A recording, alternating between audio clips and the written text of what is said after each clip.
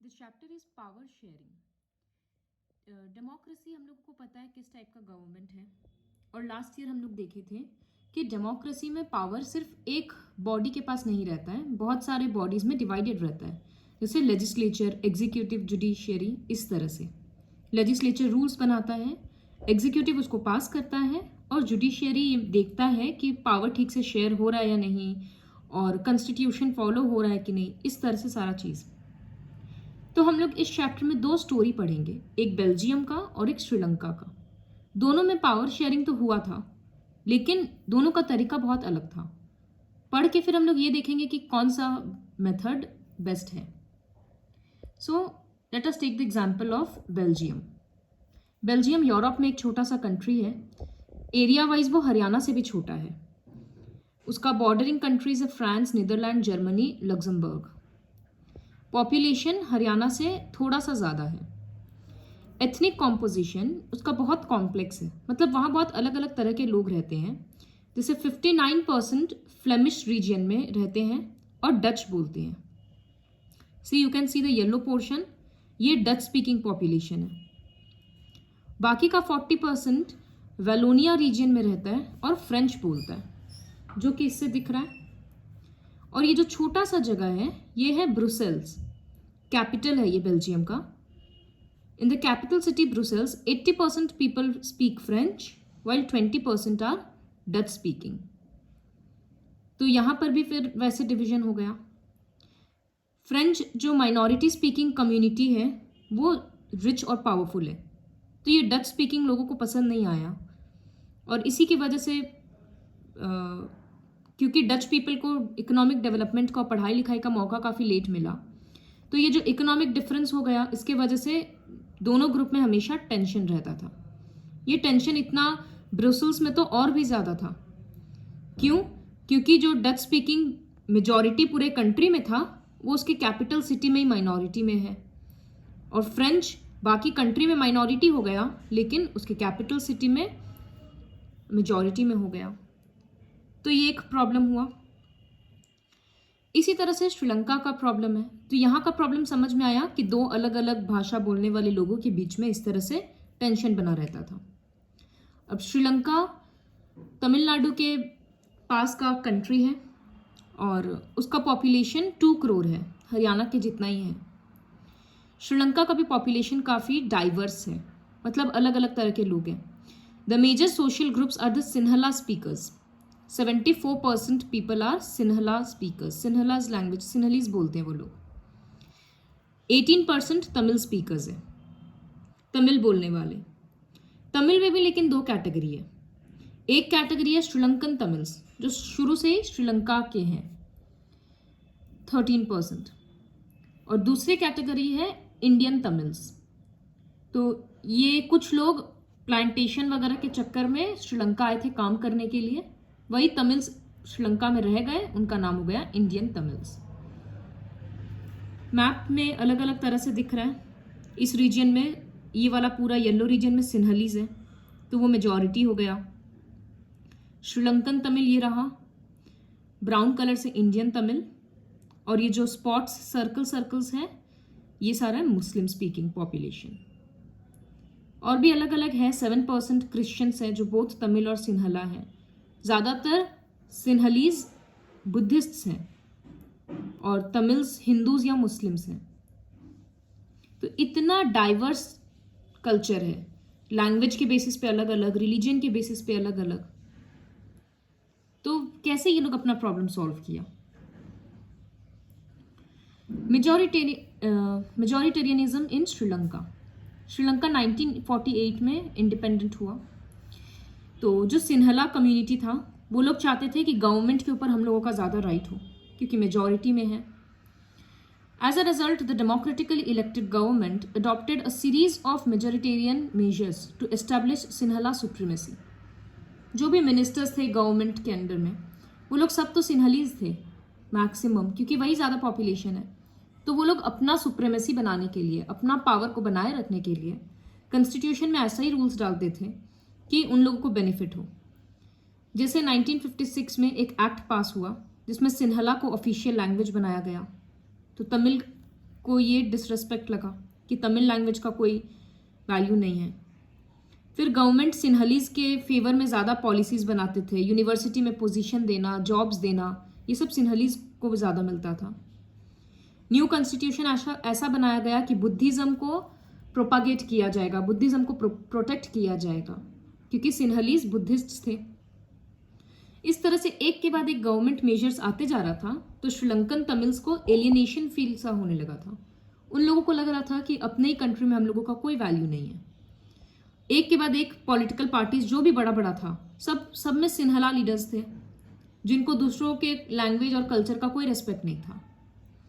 तो इससे दोनों ग्रुप के बीच में रिलेशन खराब होते गया और टेंशन बढ़ते गया।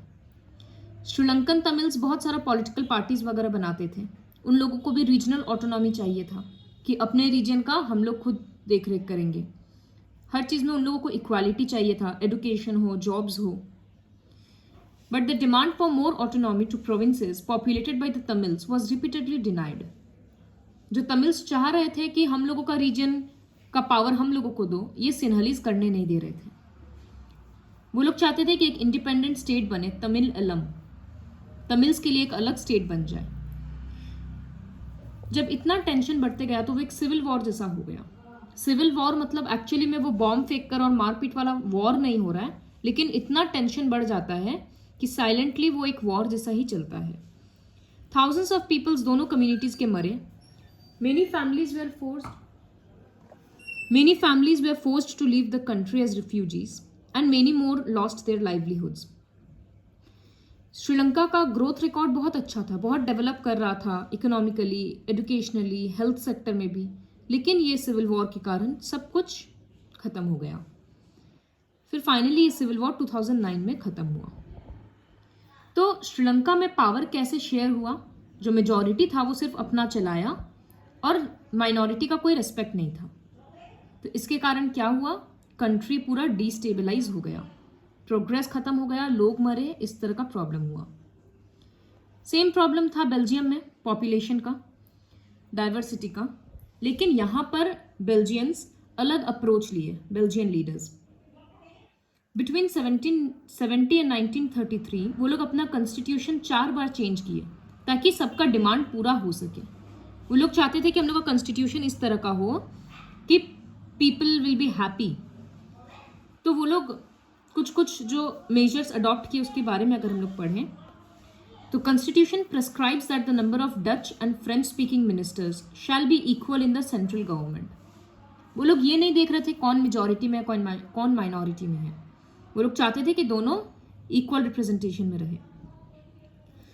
और some special laws require the support of majority of members from each linguistic group, कि अगर कोई भी बड़ा डिसीजन लेना है तो जो डच और फ्रेंच स्पीकिंग पॉपुलेशन है, दोनों के मेंबर्स का, दोनों के लीडर्स का सपोर्ट मिलेगा, तभी जाकर वो कॉन्स्टिट्यूशन का रूल चेंज होगा। तो या कॉन्स्टिट्यूशन का रूल ही नहीं, तभी जाकर वो डिसीजन लिया जाएगा। तो इस तरह से दोनों को भरोसा था एक दूसरे पर कि हाँ कुछ गलत नहीं होगा। Many powers of the central government have been given to state governments of the 2 regions of the country. जो डच स्पीकिंग और फ्रेंच स्पीकिंग है, दोनों का अलग अलग स्टेट गवर्नमेंट है, जैसा कि इस मैप में दिख रहा है। और कुछ ऐसा सेंट्रल गवर्नमेंट का पावर है कि वो स्टेट पे ही छोड़ा हुआ है कि तुम लोग अपना डिसीजन खुद लो। तो वो एक अच्छा था। और स्टेट गवर्नमेंट जरूरी नहीं है कि सेंट्रल गवर्नमेंट का बात सुने। Brussels has a separate government in which both the communities have equal representation.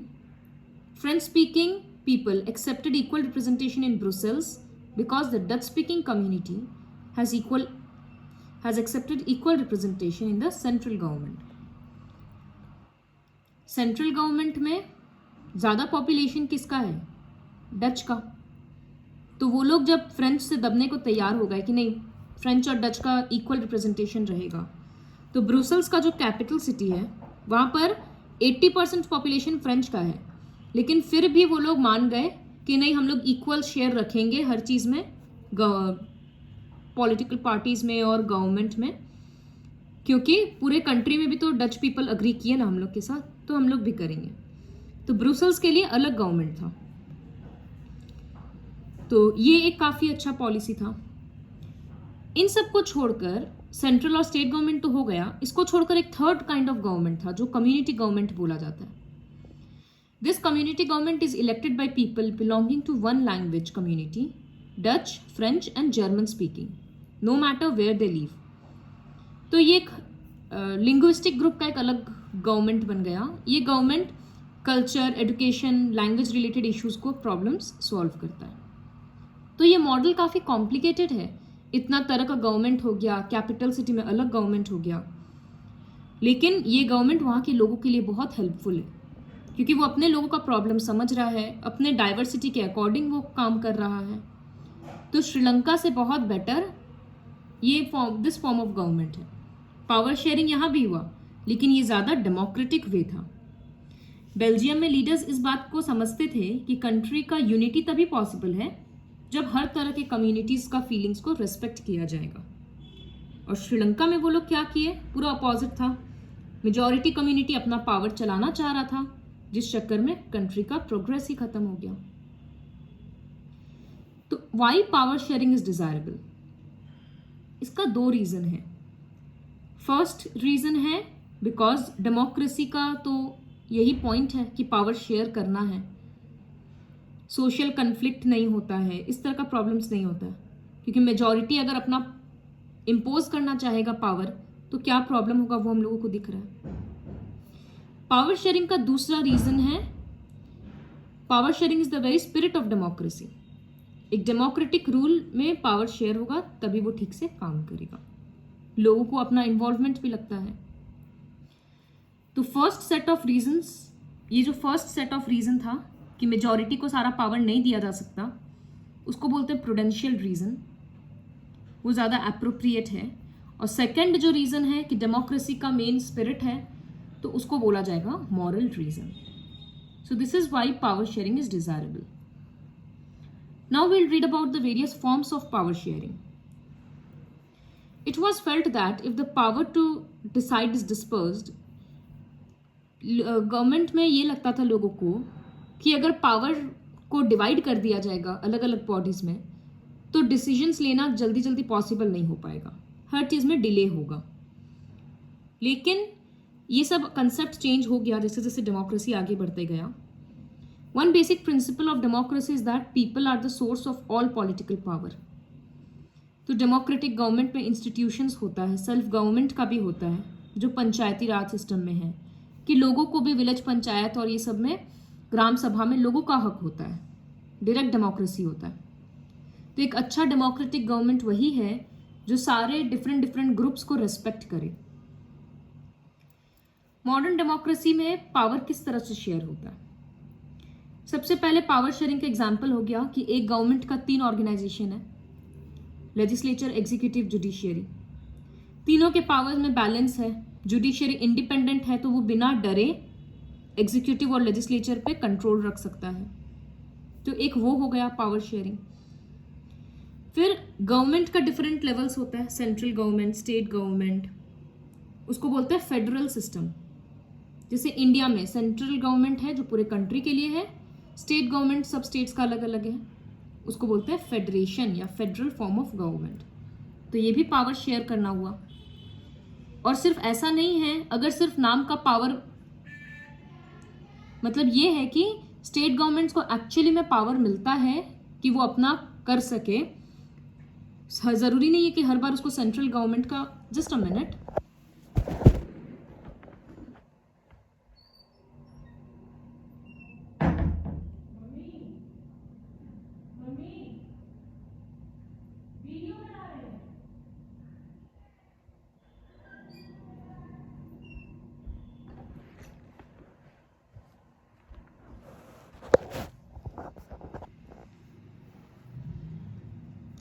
सो ऐसा नहीं है कि स्टेट गवर्नमेंट को सिर्फ नाम का पावर दिया गया है और सेंट्रल गवर्नमेंट अपना चलाता है. उसके पास एक्चुअली में पावर्स रहता है कि वो सेंट्रल गवर्नमेंट का बात नहीं भी सुन सकता है अगर उसको अपने स्टेट का बेनिफिट दिख रहा है तो. Third is power may be shared among different social groups such as the religious and linguistic groups. जैसे कम्युनिटी गवर्नमेंट का एक एग्जाम्पल था बेल्जियम में. तो अलग अलग ग्रुप्स में भी पावर शेयर्ड है इस तरह से कल्चर के बेसिस पे. The fourth one is Power sharing arrangements can also be seen in the way political parties, pressure groups and movements control or influence those in power. जैसे democracy में media media के ऊपर काफ़ी depend करता है कि वो किस तरह से गवर्नमेंट को रिप्रेजेंट कर रहा है. फिर लोग अपना ओपिनियन चेंज कर सकते हैं वोट में. तो इस तरह से लोगों के पास भी पावर आ रहा है. ये कंपटीशन, इससे कंपटीशन क्रिएट होता है कि जो रूलिंग पार्टी है वो चाहता है हम नेक्स्ट ईयर फिर से इलेक्शन जीतें नेक्स्ट टाइम, तो वो अपना प्रोमिसेस को फुलफिल करने का कोशिश करता है. ये कंपटीशन एक्चुअली में ज़रूरी है.